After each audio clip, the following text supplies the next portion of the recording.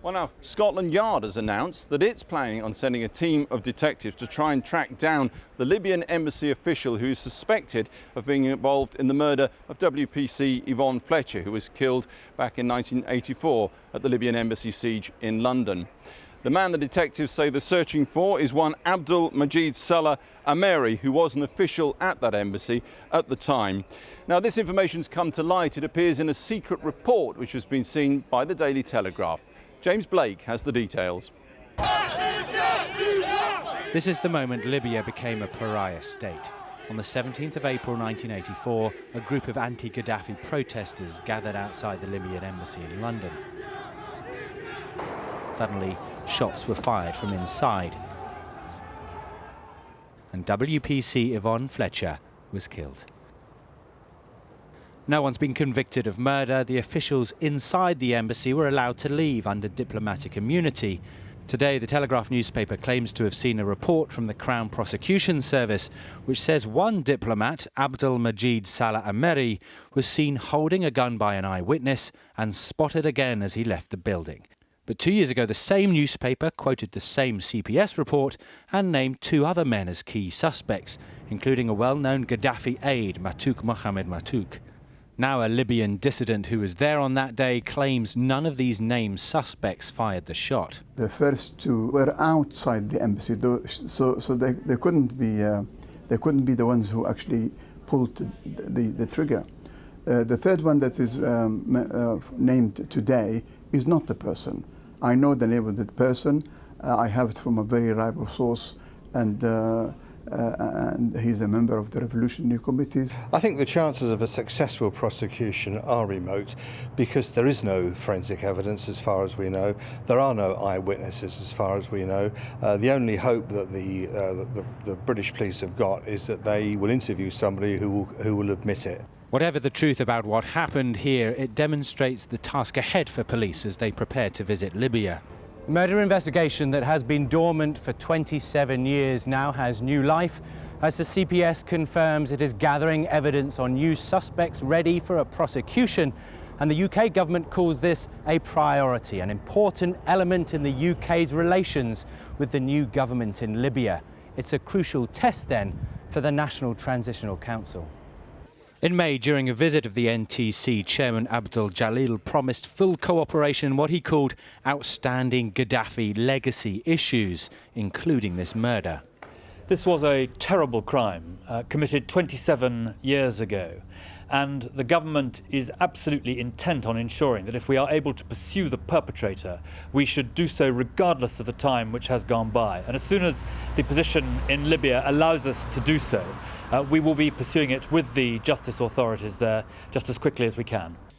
The police may launch other criminal investigations too when they finally arrive in Libya, not least the connection between the IRA and the Gaddafi regime, the supply of Semtex, and the resulting deaths of hundreds of people in Northern Ireland and the bombings across the UK.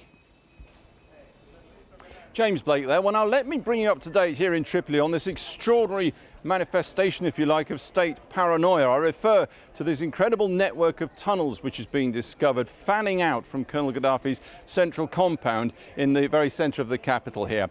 Let me bring you up to speed on what we know so far. The rebels are saying that they've put together a map of the complex some 300 kilometres long in the system. They say they think they found 27 tunnels, including some that leads directly to the Rixos Hotel. You may remember journalists were forcibly detained there for a while. Also out to the Matiga military base, that's to the east of the capital, of the centre of the capital. Way down to the south, they've got tunnels going, they say, to the international airport. They've discovered them leading out, they think, to the Tripoli Medical Centre, to an equestrian centre further south outside the old city, and, believe it or not, it seems to the Tripoli Zoo, which is right next door to that centre. Well, extraordinary stuff. I'm joined now by our international editor, Lindsay Hilsum. Lindsay, let's come above ground, if you like.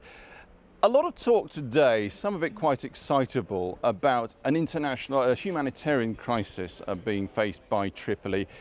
That seems a little over the top from what I've seen. Does it Yeah, I think it is. I mean, certainly there is hardship here, no question of that. And this problem of the water is very difficult. It's not completely clear why the water has been cut off, but we are seeing an increasing number of water tankers out giving people water which they desperately need. But I've seen vegetable markets getting back today, queues for bread, which means that people are starting to get bread. I even saw a uniformed policeman. That was my first uniformed policeman. And you've got to remember, this isn't a third world country. This is a rich country. This is a place which had so many well-qualified doctors that many of them work in our NHS. Those doctors may come back here to work in the new Libya. So it may be us who is facing a crisis if we don't have enough of those doctors. They do have the wherewithal to do it. It's just a question of getting on with it, making it work, getting the institutions going. Right, so it could be a Norway, very small population, quite a lot of oil, except a bit hotter than Norway, bless them. Surely fairly straightforward, and no debt, straightforward sailing for the National Council? I think not.